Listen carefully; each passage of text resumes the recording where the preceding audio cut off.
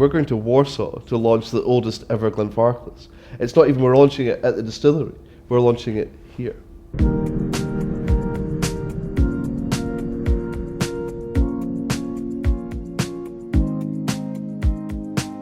Yes, the world is going through a really heavy recession.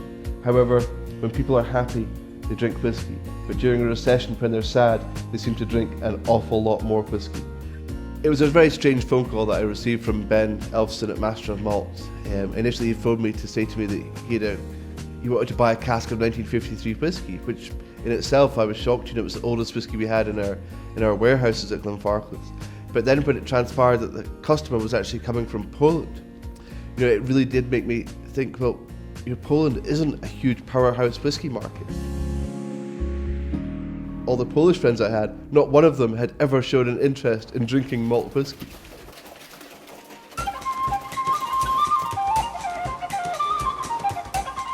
Ten pomysł, ta koncepcja, jeśli chodzi o produkt, wyszła z pasji. Wyszła z mojego hobby, to, że kolekcjonuję whisky. Po prostu wpadłem na pomysł, że a czemu właśnie do tych takich starych, wybitnych destylarni, które gdzieś tam jeszcze mają beczki z lat 50., 60., nie udać się, a nuż udałoby się właśnie taką beczkę zabutelkować. 1953, I wasn't born, I wasn't even thought of. I mean, in 1953 my father was 2 years old.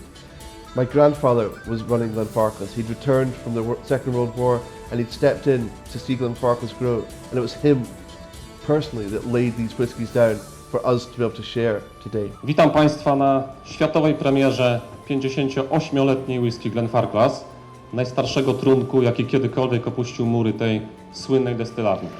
It's remarkable because it comes from a company still in family ownership in an industry which is now dominated by global giants. And because of that, because of the family custodianship, because of the quality of the whiskey in the first place and the care that's been taken with it, something remarkable emerges 58 years later. Ladies and gentlemen, please welcome 1953 Glenfarclas.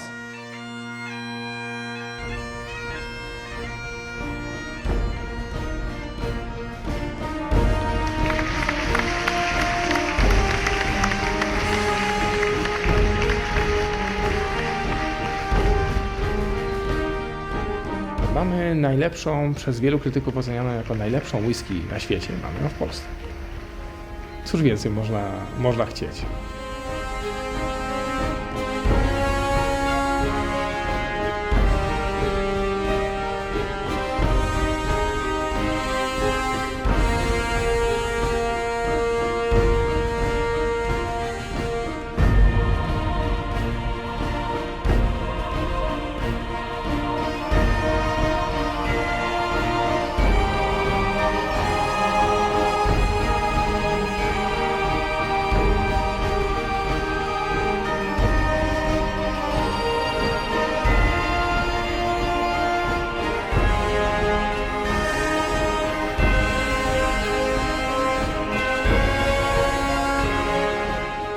Slanjava.